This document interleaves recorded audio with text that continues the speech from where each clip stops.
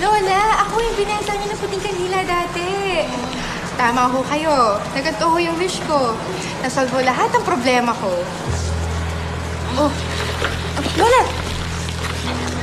Lola, bakit ho? Pasensya ka na, Iha. Sinumpong yung aking hilo. Masyadong mainit kasi.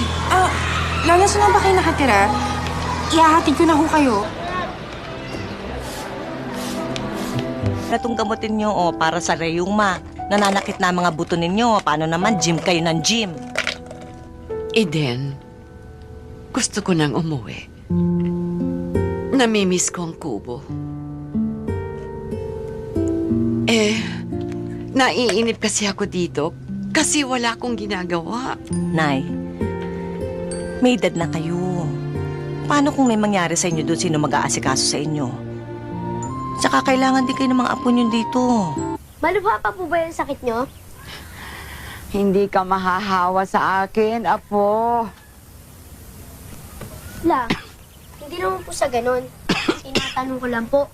Kasi sabi po ni Nana, hindi na raw po kayo magtatagal.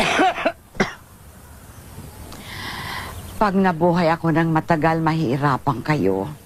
Pag namatay naman ako, gastos din. La, Kung bakit naman kasi hindi ako nag-ipon dati. Mamatay man ako, hindi na ako mag-iiwan ng problema kay Gerardo. La, bakit? Magkano po bang gastos pag namatay?